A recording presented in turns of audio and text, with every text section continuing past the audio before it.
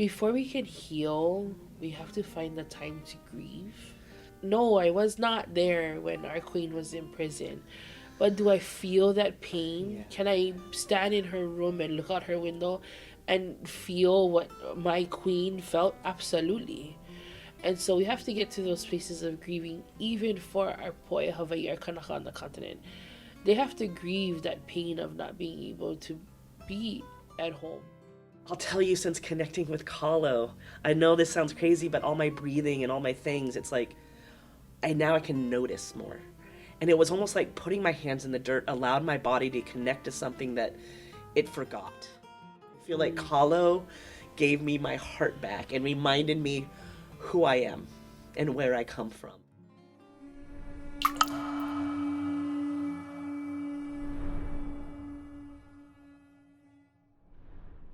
Hello, my kako, and welcome back to our KOKO Podcast. Today we have the awesome opportunity to sit with one of our members here at KALO for episode 7, Reconnecting to Our Roots. As you know, we are always happy to welcome our members. We are so fortunate to be able to have support from our membership. So today, many of us know her as Auntie Toni, or Toni, who has joined KALO. I think it's been about almost a year. Has it been almost a year yet? 6 months. Only 6 months? Yeah. Wow, that's so amazing. Well, I'm going to hand it over to Toni to be able to introduce herself. So welcome to KOKO Podcast. Mahalo. Thank you for having me. Aloha. O Toni Ivalani Fujiwara, Ko'u inoa.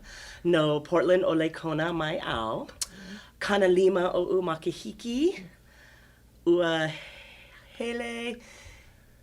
Ia hele ao. Ua hele au. Ua hele ao ike kula kie o Sandy Union High School. Okay. So, yeah, I am from the continent, born on the continent, the first generation in our family.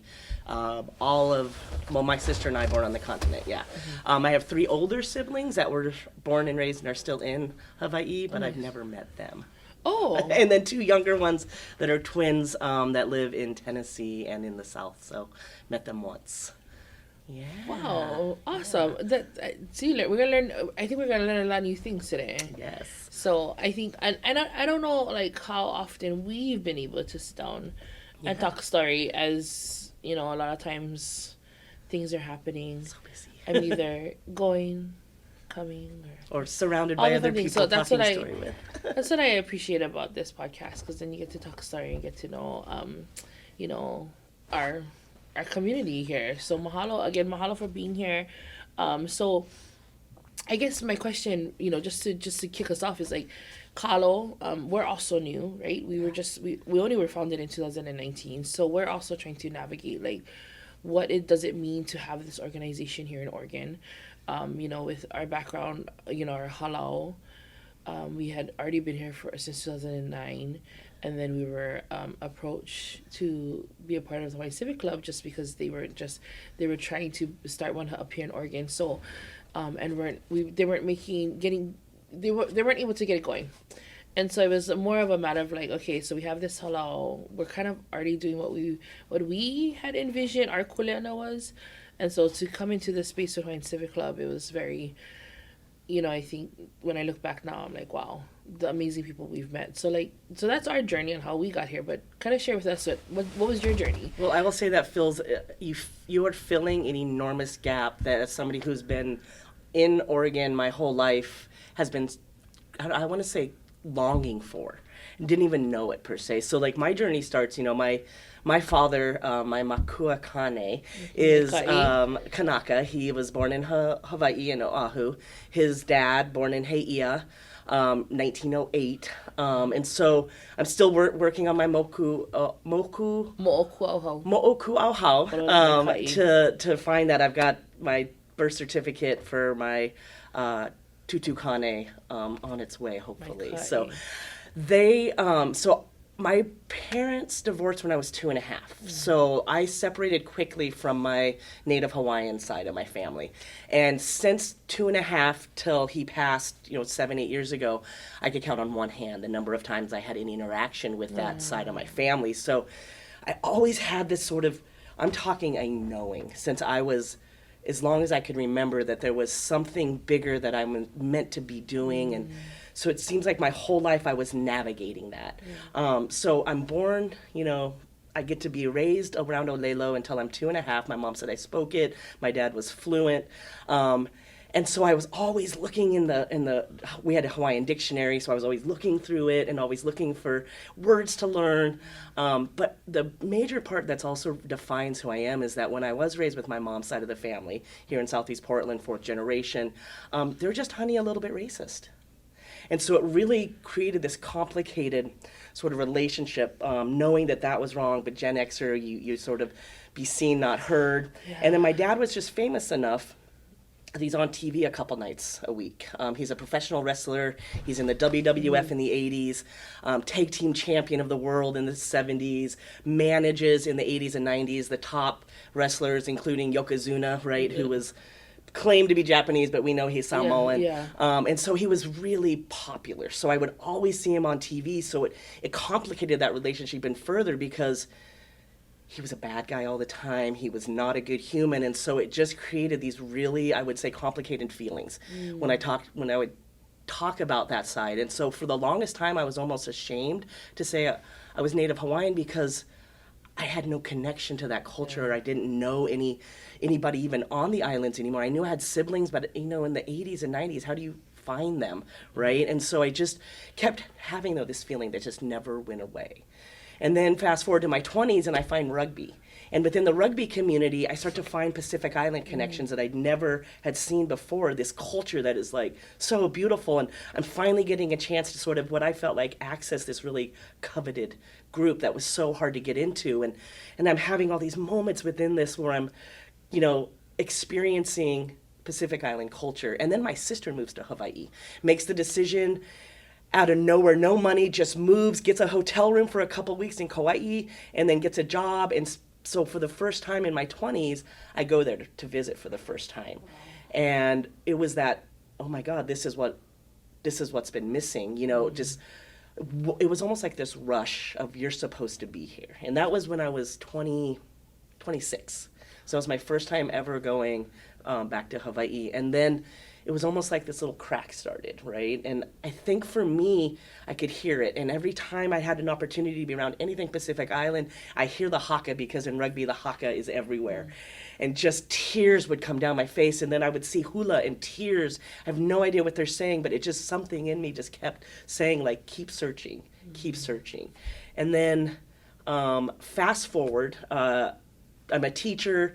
I'm teaching at David Douglas High School, and there's an AAPI club. And as we know, AAPI, the PI often gets lost. And so I was seeing this problem in 2015, 2016 of where's our Pacific Island babies getting the love that they need? And so I created the first Pacific Island Club at David Douglas High School. This is a school that's got 70-something languages spoken, and there's no Pacific Island support in it, right? So I started the first Pacific Island Club with no idea what I'm doing, and really I was calling on the kids to help me. What do we want to do out of this? What do we want to, and they just wanted a place to hang out, eat food, talk story, and just be their authentic selves. Yeah. And so that's what initially it started. I had a little support from Apano at that time to help run it, but it was really just me. And after a couple of years, it grew into this beautiful thing where we were performing at pep assemblies, doing the OPO were creating their own routines and dance and bringing together Samoa, Tonga, Hawaii, Chukis, and it was just beautiful.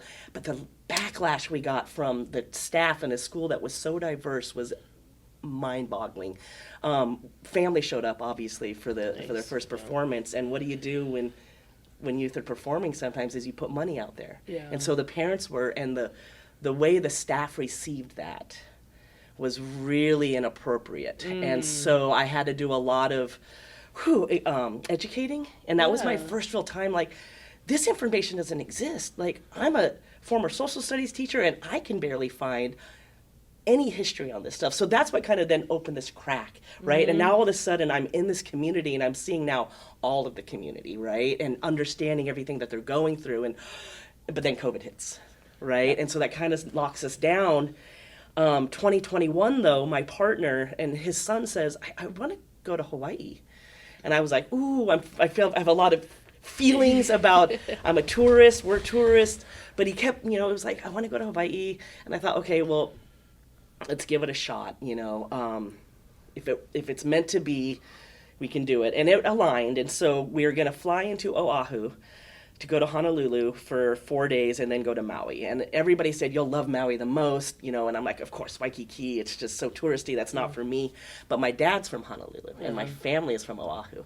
And I expected to land there, just sort of do the thing, and then get to Maui and chill. And I will tell you, what I thought I felt in Kauai, when I landed in Oahu, I have never felt. Immediately, I started this welling of like, I'm supposed to be here, specifically here, right here in this space, and then the whole Ailonas, the people just coming out of nowhere, and like kupuna, that just seeing me walking down the street and stopping to talk to me and telling me these mo'olelos of. And then just constantly being told, whether it was Henry, the Uber driver who picked me up and was supposed to be a 5-minute drive and ends up being an hour because I'm like, keep driving, Henry, keep talking. It says, coming back to me of, you have a kuleana to learn your family history and to reconnect, and the island is calling you back. And so 2021 was a really hard year for my family. We had a lot of loss, a lot of unexpected death, and it just, I think the crack that opened up from being there and then followed by all this trauma, it started the journey. And I heard Olelo spoken for the first time again in 40-something years, and all of a sudden what was so hard for me to find just started flooding in, like these stories on YouTube that I could read, and hear. And then fast forward to January of this year, and I am watching a documentary on my dad. My dad's not focused, but he's just in the background. It's from 1993. I have not cried for this man since I was 13 years old, and tears are falling down my face. I look to my partner, I say, what is this? And he's like, I have no idea. So of course, this is why therapy is amazing. Go to therapy, and we unpack that I'm not crying for him, I'm crying for what he disconnected me from, and that I needed to heal that relationship in this generation so that all of my ancestors on the other side could finally talk to me. And I will tell you, Kahoku reaches out 2 weeks later to say, hey, we're the Ka'ahala Hui o Lekona Hawaiian Civic Club looking for some self-defense. Our members have asked for some stuff to help them feel safer. We've researched that your organization does this. And what is this? What is this organization? And I meet with her virtually. She tells me about the Aloha Resource and Community Center. And then I come in March to do the workshop, and I am exhausted because I have taught all day at David Douglas, and my colleague teaches instead. And I don't even really connect with y'all. But this voice keeps saying, like, this is your people. And then I applied to be a member in April, got the membership in May, and the sort of exponential mental health journey that I have been on since joining y'all has been, it's really hard to describe in words, but I have my whole family has a lot of history of depression, general anxiety, ADHD, bipolar, schizophrenia, and I suffer from some of those myself. I wouldn't say suffer, it's like my superpower, but the ability to connect myself to me since joining KALO, 30 years of therapy, I feel like finally made sense with KALO. So that's kind of what got me here. I forgot to bring Kleenex box over here. As I'm trying not to, I know when you said I cry, I was like, oh my gosh, I cry too. Well, what a beautiful journey. I mean, I think one of the greatest things about this podcast is that we're trying to fill that gap, right? It's a kahea, it's a call to our people, our Kānaka who are living on the continent, because, you're not, we know you're not the only one who's feeling this, and we know that, there are still many who are out there who haven't been able to connect yet. I gotta lean in on the Davis Douglas though, so just so you know, our Pacific Islander Student Success Plan started because in Southern Oregon, that exact same scenario you're talking about happened there. And it was because of that situation the movement for the Student Success Plan started. And so, this is another thing, ODE. you should hear about. Yeah. That it also happened in another school district. Absolutely. And I think, and I want to say, I feel like ODE knows this, and they need to do better. Our student success plan has taken a major hit. With this, with the current climate and how everything's going, but our student success plan is very unfortunate that it took a major hit this year, and I'm hoping that stories like these mo'olelo, these stories is what helps build back our student success plan, because students need it. We saw a significant change in attendance, in just willingness to be at school when they knew that they had this connection to the community, that twice a week they would get to go hang out, talk story, be their true, authentic selves. And so post-COVID, it was really hard to see what happened. And then the Student Success Act comes, and all of a sudden it was sort of back, and we had this, it's the ebbs and flows, and you see every time they're supported. David Douglas has a grant. They're part of the Student Success Plan. So I'm hoping that they're able to stand your program up again, because it's so important. I mean, I do know that all of the funding got hit, so it's not, it may not be the same ODE. So ODE, here's a story that it made a difference. And it was noticeable, just whenever these students have the support and community. And that's what I feel like for me. I had recently this summer, someone say something to me that initially jarred me.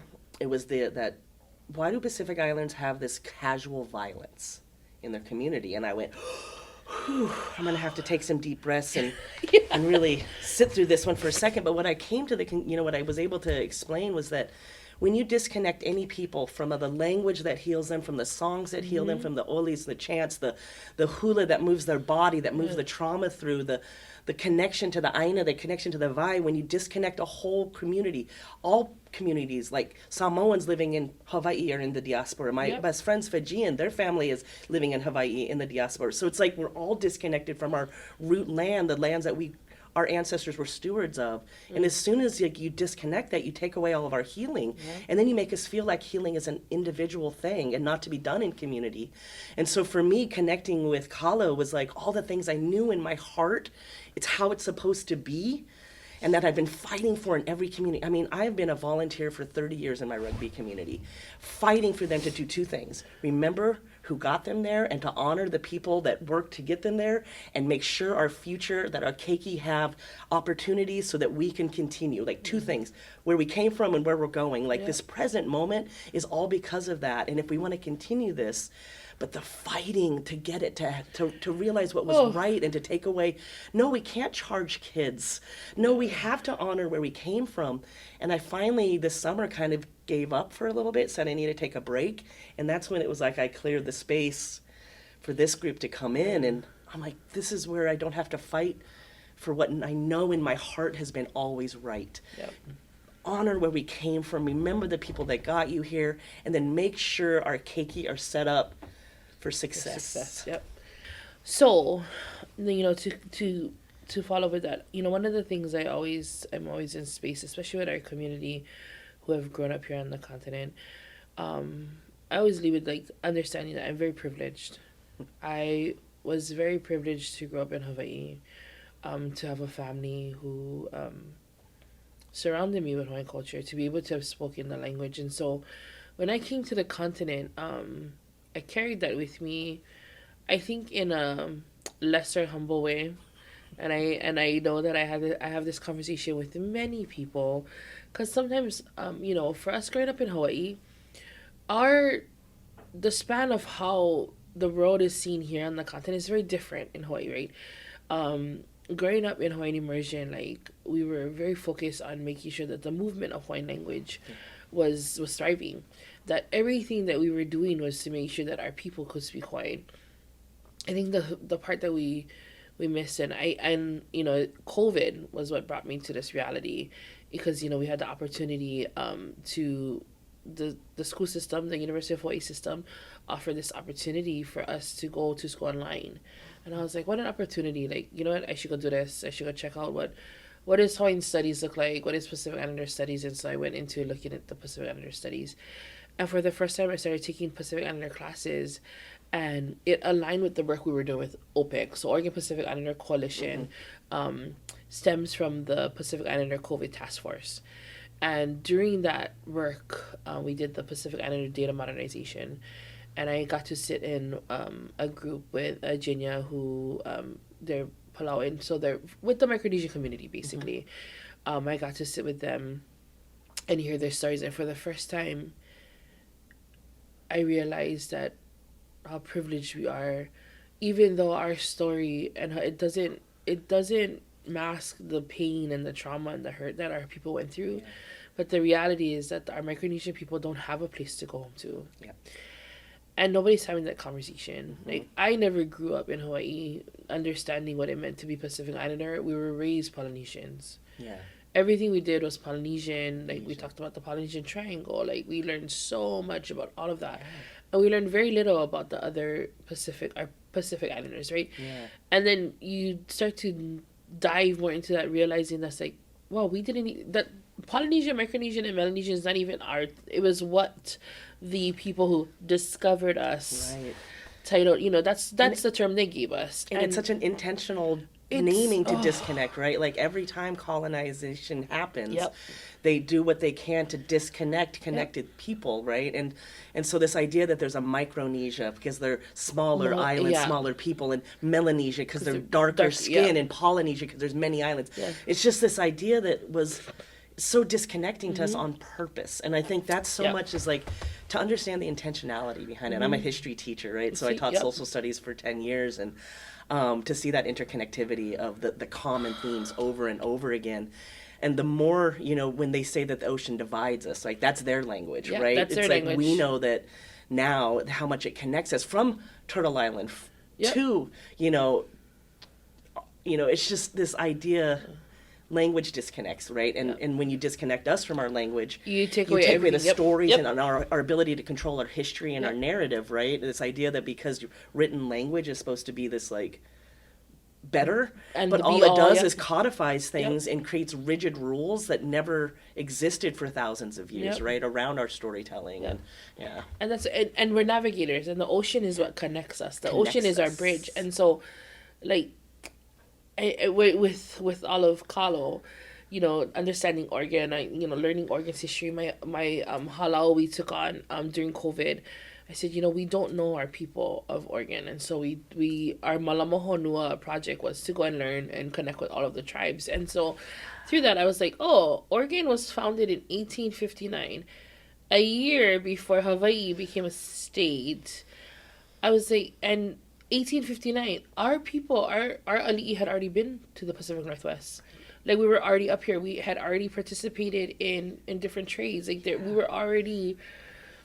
We already had already had relationships with her, and it's so interesting that, like, 1859, and to know that a government was established here in Oregon, and then here we are in Hawaii, 100 years later, and we're still not learning about that Pacific Islander, and to this day that is still not in our curriculum in Hawaii, to be able to see us as Pacific Islanders. And so when I get into space with Hawaiians, like, we're getting ready for our convention with the Association of Hawaiian Civic Clubs, like, we often remind our clubs from Hawaii that, like, you know, it's a different conversation we have here.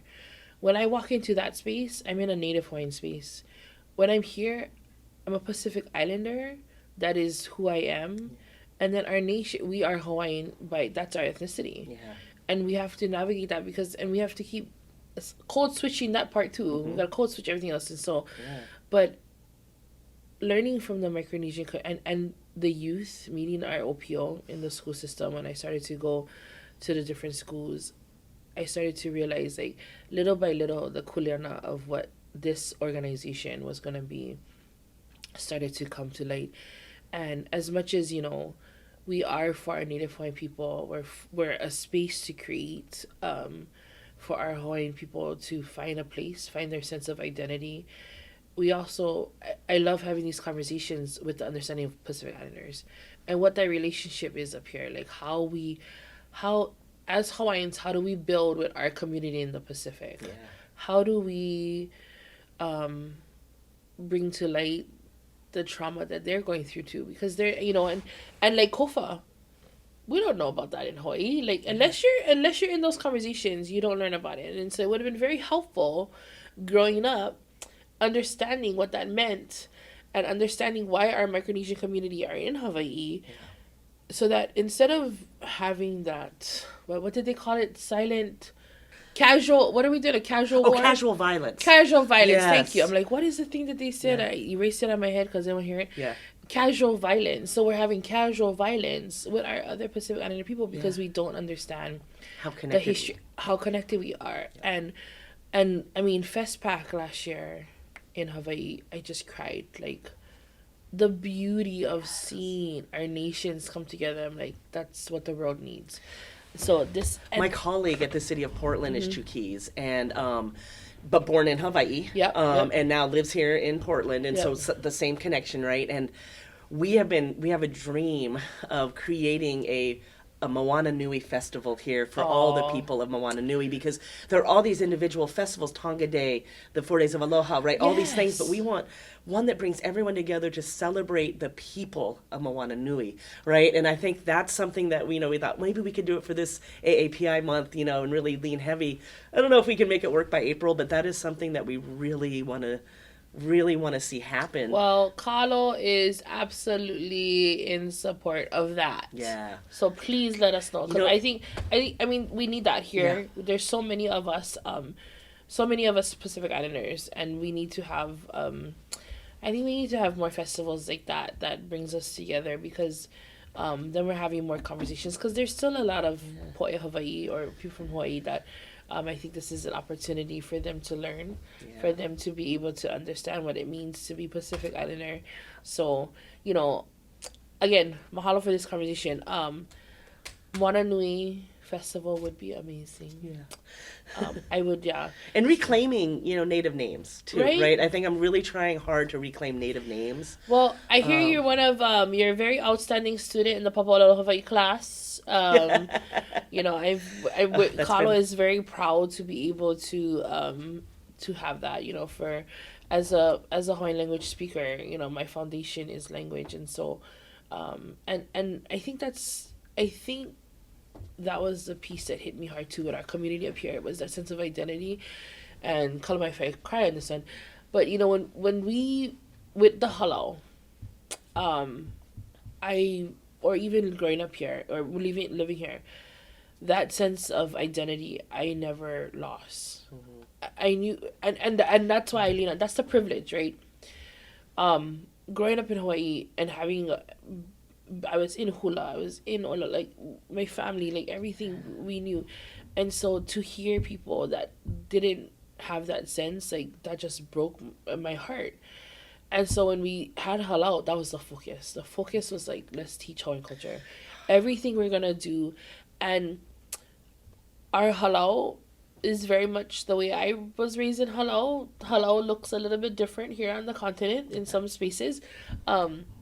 And we wanted to make it so that it was truly what we have at home, and I wanted them to walk in and know what that felt like. I spent so much time focused on that when I came to the Hawaiian Civic Clubs and being a part of so many clubs across the continent and hearing their disconnect or them feeling not enough to be in the spaces, or feeling like it's our own people who make them feel disconnected, or it's our own people that isolate them or divide us. And I was so in despair. I was like, there's no way. That's not happening. And then I experienced it for the first time at a convention. Yeah. And I saw that line, and I was just like, oh my gosh, what are we doing? What are we doing?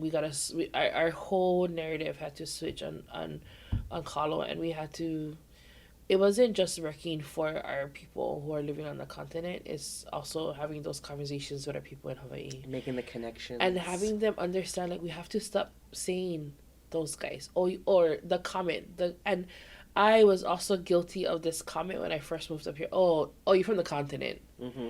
Or you from the... Oh, you live up there. Yeah. And you never know how harmful that saying is until you're in that space with all of them and you're hearing them. Yeah. And you're like, oh man, like, and no resources, no connection, no way. And so that led us to our mala. Because the saying that continues to be a part of our organization, the saying I keep just drilling into all of our people is He ali'i ka aina he kawa ke Kānaka. The land is our chief and we are its stewards. And it is an olelo no'eau that has been generationally passed down since time immemorial. Yeah. You know, there is no date to this because that is who we were, who we are. Like, that is what we live. And so we had to find this path, and like having this mala and the opportunity to partner with Oregon Food Bank gave us that space. But I think, you know, I've had a lot of conversations with our members and, you know, with people about the mala. But what is your connection? Like, what does the mala, where does it take you? Well, I'll tell you, that was my first event that I came to was going to the mala, and it was the day that you were introducing the oli that honors the land that we're on, and I'll tell you, I've always felt this longing to tend to the land, right? Mm-hmm. But just almost like not knowing the right ways to do it. And showing up that day, I think I cried maybe 7 or 8 times because so many things that you were saying and that the community was saying just resonated. And for the first time, I felt like this makes sense. We give back to the land, we work the land, it gives back to us, and it's a symbiotic relationship. Yes. And I never had an opportunity to take part in that. And it was like, for me, the first time I put my hands in the aina and, you know, felt the KALO, it was almost again this like calling, this longing was being satisfied for the first time. Like, I felt this sense of like, for me, my mental health journey has been pretty tons of therapy, every type of therapy you can imagine, from spiritual to traditional, and it was almost like putting my hands in the dirt made sense. And I have this where I disassociate, right? Something will happen and within a second I'm watching myself. Yeah. And I'll tell you, since connecting with KALO, I know this sounds crazy, but all my breathing and all my things, it's like, now I can notice more. And it was almost like putting my hands in the dirt allowed my body to connect to something that it forgot. Like, it forgot that it could do these things on its own. It forgot that it had these abilities. And I know this sounds like woo-woo-y, but there was a welling that came to me from that first time of being there for those 3 hours and hearing the oli for the first time. I mean, hearing a whole community chant. Whoa, what was that? You know, it was so powerful. And then to immediately go and put my hands in the dirt and cut some KALO, it was like, man, I didn't realize how important this was to me. And I just feel like the exponential growth of me here has been matched with my mental health journey. And my partner will even say, he's like, it's so crazy to watch you regain control and stay in control and have this like calmness, because I've always had a fire. I love my fire. You know, one of the things that really connected me was hearing Kumu Hina's Kapa Imahu in Olelo. And I thought that was the first time I felt recognized. I'm very female, you know, I'm very wahine presenting, but my kane has been so strong my whole life. My kane, how I play rugby, how I break every ceiling, and I fight my way to tables at male-dominated spaces. But it was like, all of a sudden, my wahine was like, hey, we're here, and we want to be a part too. And over the last year, this last 9 months since discovering y'all, it's like all of a sudden that voice, that nurturing side is starting to come out more. And it's been a really interesting growth since working with the KALO and showing up every month to put my hands in the dirt. And it's crazy. To me, it made so much more sense when she talked about casual violence, because I have a temper. I have teeny tiny Toni with her temper. That was like, everybody knew about teeny tiny Toni's temper. But all of a sudden, connecting with Olelo, the Papa Olelo, being able to speak it now and understand the words and hear songs, and it's like all of this is creating this like connection to myself that I didn't know was possible. Yep. So I think that's what the KALO and the mala has done for me. Is I literally dream now about being in Hawaii, knee deep in the KALO fields, tending to the aina. Like, I have fantasies about, waking up and that's what my day consists of, and bringing keiki from an opio from here over so that they can put their hands in the aina, and then bringing opio and keiki from the island over here so they can understand those experiences that sometimes they're told they have to leave Hawaii to get. Maybe we can create those in summer opportunities and cross internships so that they don't actually have to leave, and they can see that there is value in them coming over here, not just us going there, right? And like, I have these dreams and it didn't start until I put my hands in the mala here. I knew I wanted to, I knew that there was something bigger for youth, that there had to be a better space than the public school system, especially for our Pacific Island and Indigenous youth, because that disconnect from the land is what's causing this sort of casual violence. Because we don't have the healing, we don't get to walk into the ocean and, chant away our and call on our ancestors to heal us, right? But I'm learning how to do that, and it's amazing. I might go into a different direction in this. Because I gotta put a kumu hula out action. Talking to you. So I heard your Hawaiian name, you said Ivalani, right? And I think, again, this is gonna be a little bit off KOKO Podcast action. Ivalani. And I think your Ivalani is about a little bit different than what this is incorrect. And this is not me. Well, I don't want to say it's incorrect. Can I give you the fun story real fast? I think I kind of heard it. Yeah, my dad dropped my mom off at the hospital. Says her name is Toni Ivalani, and never told her how to spell it. And my mom was left to have to spell it. And so even to this day, she says no, it's Ivalani. He would always call you Ivalani. Well, do you know the Eva story and all of that, Pilina and all of those things? I'm just baby learning it, so Toni, I think what it is so Hawaiian names. The beauty of inoa Hawaii is that you're gifted this name in whatever space. Sometimes you may get your inoa Hawaii later on in life. But when you're born into your inoa Hawaii is it's like your star. It's like your North Star. And some way along the lines, you will realize why your name is what it is, right?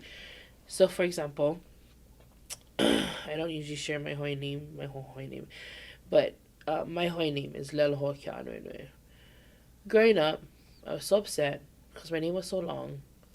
And why in the world would a 7-year-old have to write this whole name out? When I got my license, when I had my first opportunity to do like a legal document, you gotta sign your whole name. I'm like, Mom, why is my name so long, right? And in Hawaii, we have Hawaiian names that it's a chant, like it's a whole thing. But you're given a name, and you're born into it, and then all of a sudden, at some point in your life, you realize what it is. So, and to her family, this might not be right. I'm just gonna share it. Okay, this is what I'm seeing. This is completely take it or leave it. This is just I am no one this is just a Kumu's perspective. So the Eva bird, right, in Hawaii for us, and the Eva is on our and it's also in our on our mural, right? Like, but the Eva signifies this guider, this flight, right? Or this place of like, where there's land, there is something coming up, like this bird, this manu is going to bring you home. And sometimes what it is that the manu is actually guidance. Like the Eva bird is not necessarily the person you're supposed to follow. The Eva bird can also be you, the person trying to figure out what it means to be in this space, right? And so I think for you, that's what you're coming into right now. I think you're about to live your Hawaiian name.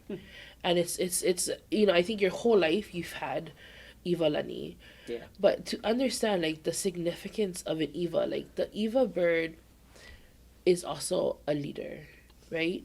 When the Va'a is making its way home and they see that manu, that feeling in their heart of like being home, being able to like find their place is Eva. Like that's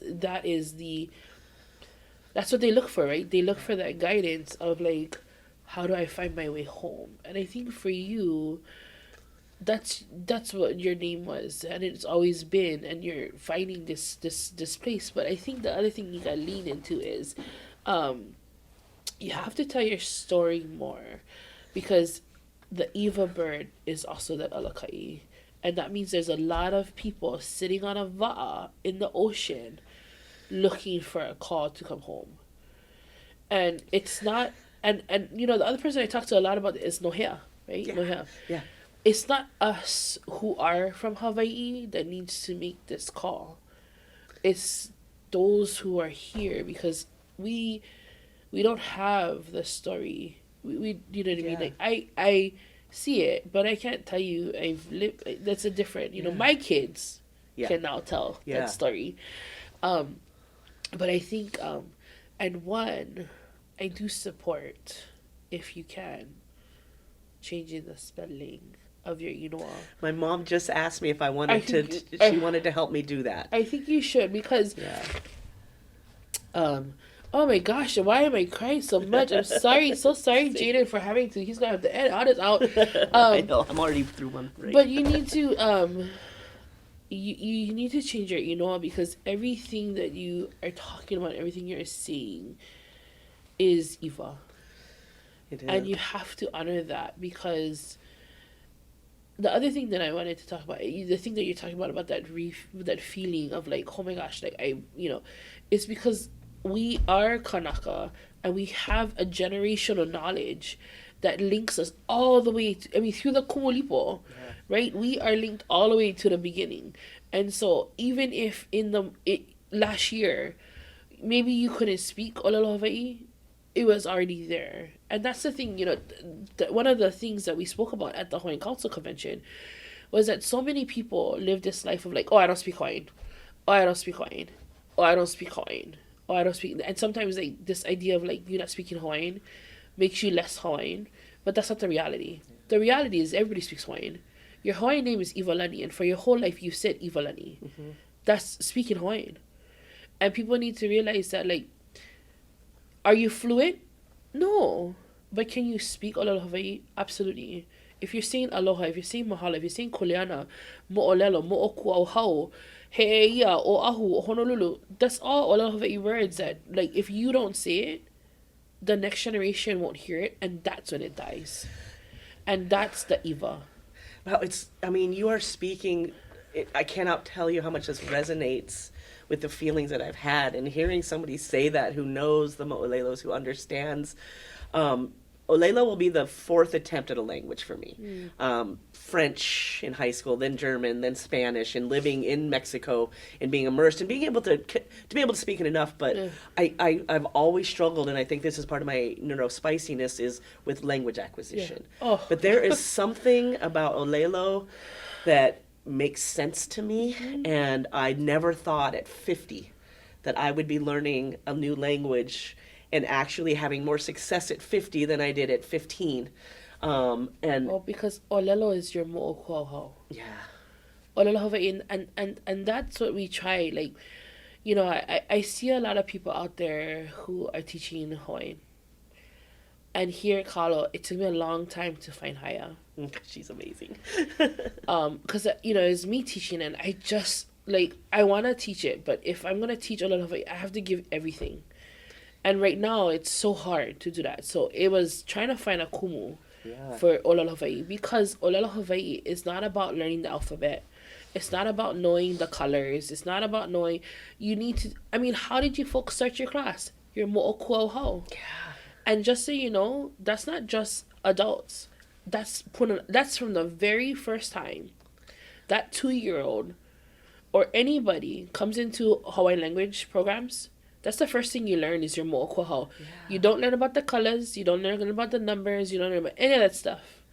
You learn where you come from, because everything about your language aligns with that. Olelo Hawaii is, and I believe this for all languages, but of course I love our language, and I think our language is one of the most beautiful languages spoken in the whole world. But everything leads to a mo'okuauhau. Right? When you look at the pia'apa, right? Just the pia'apa, the alphabets, right? Like, how did the pia'apa come to be? is it our alphabet, or was it a Western influenced way for us to be able to be literate?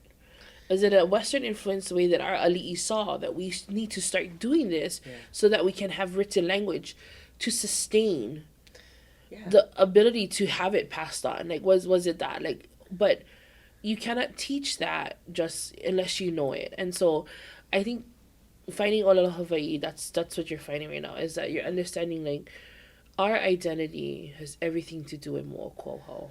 It has everything to do with that genealogy and the generational knowledge that, yes, maybe in your 30s you didn't know, but it was already there. Yeah.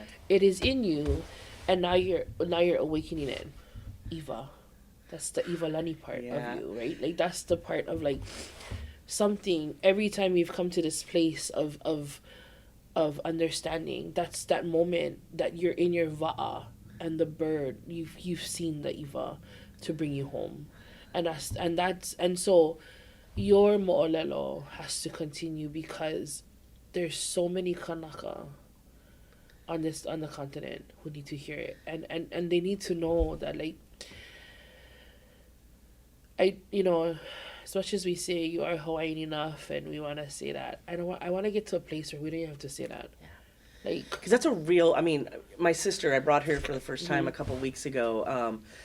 We have felt that our whole lives, especially going to high school in Sandy. It was a very different experience. I sat in my sophomore year in high school. I sat in history class while the class voted that the Japanese internment camps were not so bad of a thing, and that if they needed to happen again, they could. And I'm just sitting there, like, this is wow. I'm here. So, just so many different experiences. So that feeling of not enough, right, has been so overwhelming. And I think that's part of my mental health journey with that KALO has allowed me to do, is feel enough. For the first time in my life, I said this to my partner, I feel like I don't have to prove myself. I don't have to bust my butt and work my butt off just to be a part and be accepted in a community. Just my existence is enough. And I said, I've never been in a position where I felt that. And so that's what you guys provide here. This is what KALO provides, is a real feeling that you are correct in what you're feeling. Yes, listen to that voice, that you're not, people dismiss it, and they just, they want to just, because they don't feel it, they don't get it. But I'm trying to actually, it's funny that you mentioned as a connection, as a conduit, because I've been a teacher my whole life, but, in the last couple of years, what I thought I was going to do for the rest of my life changed, right? And I'm not in the classroom anymore, and I kept thinking, I'm a teacher, I'm an educator, that's what I identify with. But now, as I'm discovering my Hawaiian side and my culture, it's like, no, I think my kuleana is to help other people, because I've been through a very unique experience of being raised with racists and being raised with people that I love still. And to be able to say that I can communicate, even though I came out of the womb fighting for rights and equity. I mean, I literally came out of the womb fighting and feeling a calling to educate and hold people accountable. And I think now that I'm connecting to my Hawaiian community and culture, it's like I see that is, again, it's narrowing down what I know that has always been in my heart, and it's to help others feel enough. To not have to experience it, hopefully at a younger age, maybe, hopefully with our OPO, and understanding that even if you were born on the continent, that we can connect you to things that remind you and solidify that you know who you are and you know where you come from, and that blood quantum and this whole idea of how much is such another colonizer way to make us feel like we're not enough. Like, just oppression. Oppress us, separate us, and make us feel othered. Yep. And so that ruled me. I mean, a history teacher, right? So blood quantum is something that I've always known about and read about. And so it made me feel like, well, maybe I'm only a quarter or maybe an eighth Hawaiian. And, well, is that enough? Even though I can trace my generation at least, to the 1800s minimum that we've been in Hawaii. Yeah. So it's like, and my dad obviously is Kānaka. We just don't know where that line lies because it's on his kapuna, his great-grandmother. Oh, his grandmother. Yeah, and so, the name got lost. Yeah. And so we're just trying to retrace that, but that calling is undeniable. And the more, you know, I went to the Native Hawaiian convention and I got to speak with people who were also born here on the continent. And it is just such a resonating theme over and over again. And to be able to tell each other we were enough was almost like, I just met you, but yet this connection is so real between the two of us. And yeah, it's just, I have this dream of, and this has been something for a few years, my best friend, again, who is Fijian but born and raised in Hawaii, about starting some kind of podcast or educational way, because my knowledge of history, with my neurospicy, man, I don't get things right off the bat. Like, I read a history book and I'm like, oh, that was so hard. Those words are so big. But then I will just dive and dive and dive and be able to finally understand it, which means I can then explain it in a way at a level that we all need, that doesn't use complicated words, but can help people understand the history. Because if you understand the history truly, you know how wronged the Pacific Island people are, specifically Native Hawaiians, right? To truly know that history and to understand the way religion played into it, and all these intentional disconnections so that we are here today, but hear it in a way that is like a talking story. Yeah. I'm not talking, nobody had an opportunity to learn this, so there's not saying that you know, how dare you not know this? No, I'm somebody who thrives and craves knowledge, but it took me till I was almost 40-something to learn the true history of Hawaii, right? And I'm a history teacher, I'm craving it. So, of course, regular people aren't gonna be able to access that information. So my dream is to, like, use my journey in real time to help other people feel enough. Because I think part of our mental health, especially in my own family, is that feeling of not enough. Yeah. Who are we? Where did we come from? Because there's a calling to connect us to be a steward of the land. I know that, like, but where is that land? And it starts here. And that's what the mala provided was, I don't know how to get to that land that I'm connected to, but the mala, something about it just woke us up. It woke us up. You know, sorry, I gotta always lean into hula. You're the Eva. What is it? It's not the bat signal. You're the Eva signal. I think you should do that. Yeah. You know, Toni's the Eva signal. You definitely. I love the school. You know, we've already had this conversation. That is also a dream. I dream of having a Hawaiian immersion preschool here in Oregon. I dream of this. I put it out into the world, and one day, watch us. We're gonna have one. But I love this. I love everything with the school. I think the other thing too is that for all of us from Hawaii as well, like that are coming into these spaces, we gotta hear these conversations too.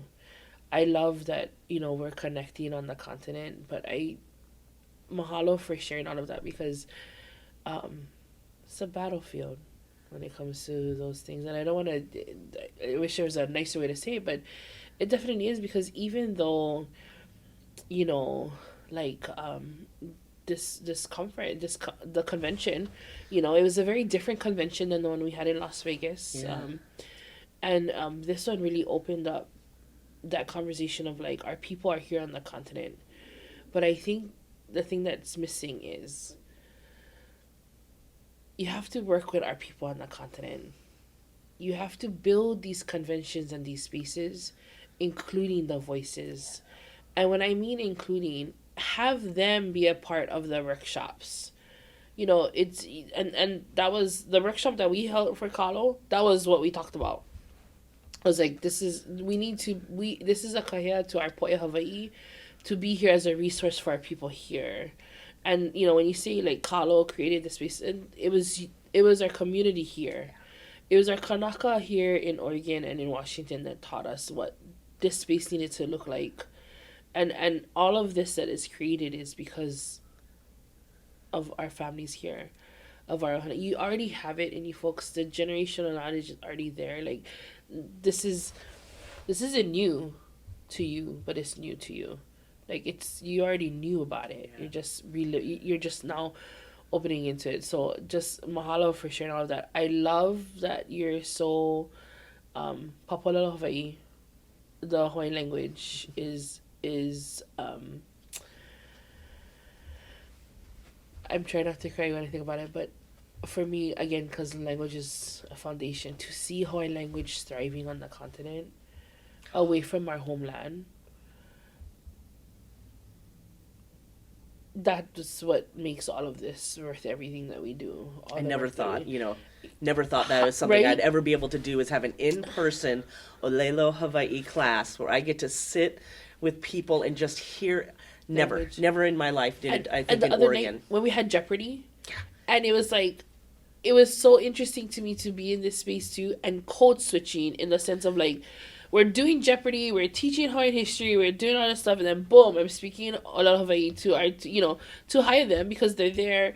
But I think what's beautiful about this is that now we're surrounding our people with the language. You guys need to hear it. Yes. You guys need to hear Yes. from us on how that's being heard. And so I think that's the kahea that our poe Hawaii and Hawaii need to hear about resources. Like, we need to be a resource for our poe who are living here. Yeah.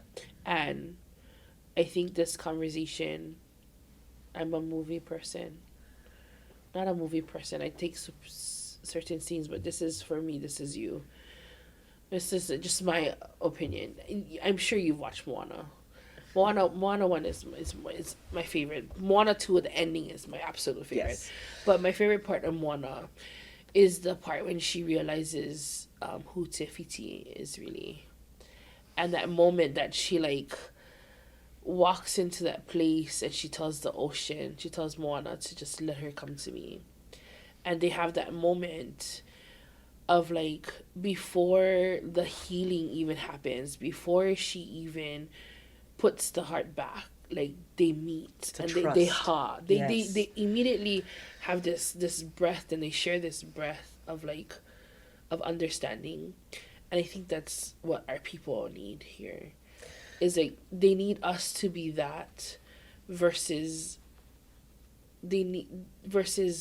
having to identify whether or not you're enough or not. Yeah. Like, we don't need that, because regardless of blood quantum, you Hawaiian. Like, it does. That's what it is. Can I just say, it's crazy that you mentioned Moana in that scene specifically, because I have jokingly told my therapist and my partner, I feel like I am Te Kā who just found her heart. Yeah. And that the Mahu, Kane, my Kane energy in me, I am so thankful for it. Again, I'm so thankful for the Kane in me that has helped me stay safe amongst a lot of trauma and fight a lot of ceilings. But it's like KALO helped me find that I have a soft side too, and that soft side is the nurturing side that I really think that the next 50 years, turning 50 was a crazy new chapter, and I think I relate. I got my heart back. I feel like KALO gave me my heart back and reminded me who I am and where I come from. And the song before that, when she's about to give up and her grandma shows up, her tutu wahine shows up, and Moana sings, I've done all the things. Yep. I've learned all the things. I've listened to the calling, but the calling is still there. So even though I traveled the world and I learned everything that I thought I was wanting to learn, that the calling is more and it's inside me. And I just, I relate so hard to that feeling since I was, again, a keiki in the 2nd grade. And I just remember feeling like I am meant for something so much more. And I've done all the learning, I've broken the generational traumas of my mom's side. And now I realize, got to do that some on my dad's side too. But that heart scene is me. I feel like that is, nothing else has described me better than when I found KALO, and I found that I can be this, that there's this other side to me, and that I'm finally learning to access it. Well, hula is also a great place for that too. And it was just the other night in class, we were talking about our two sides. And growing up in hula, I have never did the he, him, she, not saying anything about pro. I love everybody. You have to know who you are, and we have to respect that. In Hawaiian culture, though, we didn't have that because we always honored both sides of who we were. because it wasn't like this. We were just that's who we were. Yeah. Oya, period. We didn't have, and so that's why sometimes when people use Oya as the she, her, he, him pronoun, where I'm always kind of like, actually, it just means like you. Yeah. Oya, like it just means this person, this human, in whatever space, whatever place that they identify as. That's what Oya means. And when I learned that, immediately I was like, "Thank you." and that is the importance of having a Hawaiian language teacher who can teach you the mo'okuauhau of the word, because so many people are using Oya in the wrong context. Like that's not how you use Oya. Yeah. You have to understand, and so. That's just all the things that the Hawaiian language can be a whole another podcast for me. Anyway, and as you've heard, I'm very hula curious. I'm very interested in starting hula. I think. What? I may have mentioned that to some folks around or in the hula in the halau. Just because I feel this, I feel like for me it's the next evolution of my connection, and I think hula is something that is so outside my comfort zone. I am a rugby player. These shoulders have carried me strength-wise, but I'm ready for them to soften up a little bit. I also started va'a. Beautiful. And so I feel like I can still get some of that access to that, sometimes I just need, Yeah. But those things I've wanted to do my whole life, but never saw the window to do it. And all of a sudden I turned 50 and all these opportunities. And I turned 50 in Hawaiʻi. I don't know if I told you this. Your Eva opened up. Did I tell you that? So I was born at 5:55 a.m. in North Carolina time. I was born in North Carolina. When I landed in Hawaiʻi, my partner just gave me some airline miles and said, just go and camp for your birthday. I landed. I got to the Ahupua o Kahana. Yep. So, which is just a few miles from Heia, which is where I didn't know that at the time, that was where my Tutu Kane was from. I just learned that a few weeks ago because Kumu Haya had us do our mo'okuauhau. I learned that he's from Heia. So it kind of made sense why I felt so called to that area. Full moon, when I arrived, which in Hawaiʻi time is 5:55 a.m. is by the time I got to there. So the next morning I wake up at 5:30 in the morning and I decide to go swim just as the sun's coming up. So I'm in the water at 5:55 a.m. Hawaiʻi time. And a kapuna who was fishing in the Ahupua'a comes over to me as I got out of the water and just had a beautiful conversation. I mean, he came out of nowhere. He just had his fishing net, and I swear he was like one of my ancestors who was just said it just looked like a beautiful way to start my day, and he hopes that I have a great day. And I told him it was my birthday, and he wished me a happy birthday, and just said he felt like I had good things in my future. And it was like, and then off he went. And I just think that the next day is when I got the email from y'all saying that I was a member at KALO. Oh. And so it was just these ho'ailonas that I could not deny over and over again. And then multiple people just in that 4 days I were there. One is the librarian at the University of Hawaiʻi who told me, yes, your dad is Native Hawaiian and it is your kuleana to find your mo'okuauhau. And so it was just these messages being reinforced to me by strangers that I needed to do this. And so all these ho'ailonas, I ended up 2 days later driving. I had to go to the bathroom. Waimea Valley. Oh. It looked too touristy at the entryway. I thought, I don't want to go there. Get in there. It was like, it pulled me in there. One of the gentlemen working in there as one of the volunteers he pulls me to the side. Within 5 minutes, we're crying. And he's telling me I need to heal my relationship with my father because our ancestors are waiting for me. And he said, go swim into the waterfall and you do what you need to do to let it all go. Because your ancestors, their Iwi is in these canyons and they're here to guide you and what brought you here. And it was just, again, these ho'ailonas and I went into the waterfall and it's a lot of tourists in there. Yes. But for the moment I was in there, it cleared out and I had the whole waterfall to myself and I just let the water like almost wash it away. And again, it was all of these moments. And then I came back and within a few weeks I showed up to the mala for the first time. And it was just, again, the waters of Hawaiʻi just washing away so much of my trauma. When is your birthday? May 13th. Yeah, so a lot of power in those numbers too. Oh yeah. Yeah. And 5:55 a.m., which is again my power numbers. So 5 is I was my 5th child to my dad. So there's all these 5s and 13s come up a lot in my life. And I'm about to finish my 13-year cycles. I work in 13-year cycles, and I've got about another 2 years before this 13-year cycle ends. And I'm really excited about what the next, because this 13 years was all about reconnecting to who I am, and doing so much therapy, and then finally here, the pieces all coming together. So I'm really excited about what the next 13 years looks like for me. I think you should look into that Ivalani name. I think I'm 100%. My mom already said, let's do this. And you know, in Waimea Valley, in Waimea, that area, is actually also where our Haleo Lono is, where Lono is as well. So just so you know, right above there, I don't know if they told you, there's a heiau. No, they didn't. You gotta drive up on top of the mountain. And I take my halau over there every time we go home. That's even my family, even when we just go for a family trip, my kids are like, and I don't care. Yeah, because I think that because in those places, that's the clarity. It is. Those are the spaces, especially when you can find space to share with Lono. It puts things into perspective. So that was awesome that you found that in that space. Yeah. Especially in Waimea. In the Waimea Valley, it's all that whole area. So powerful. Oh yeah. I mean, it was 100%. just, yeah. And then never thought I would actually, because just the entry looked a little cheesy.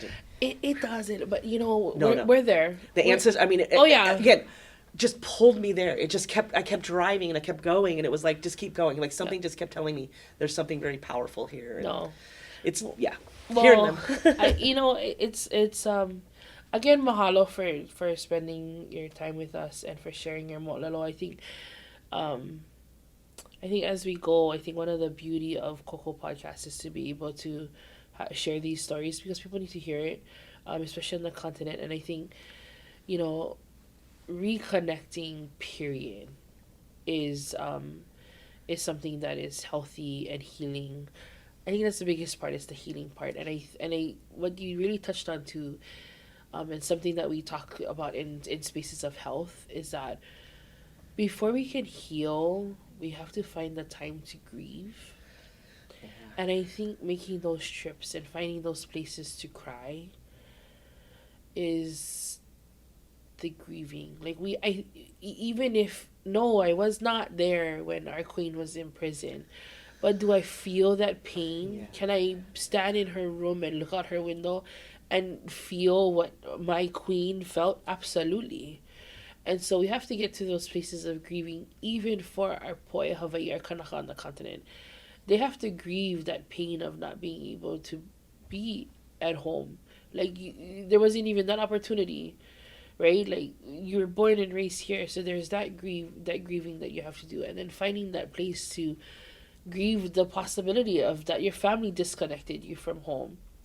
But I think through that, when you can finally let that go and you make space for healing, things open up. Yeah. Just like I said, being on a va'a and all you see is just ocean, you see nothing else, and in that morning hour, all of a sudden an Eva bird appears, and that's when you know home is near.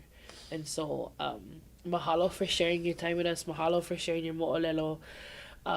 KALO is definitely privileged and honored for you to be a member here. I think we love all of our members here at KALO. And I think Hawaiian Civic Clubs and the vision of Prince Kuhio is exactly what this conversation was today. Mm-hmm. Is giving our people, and one of his last wishes and his reminding of our people was that in order to truly rehabilitate our Kānaka, we have to get them back to the aina. And so I think that's what we're doing here. So mahalo for being with us today. Mahalo for joining us at our episode 7 here at KOKO Podcast. And just learning how to reconnect and giving our people a place to know that here at KALO, it's just about being here and being together. So mahalo again. Mahalo to all of you folks. And we hope to see you at the next one. Aloha.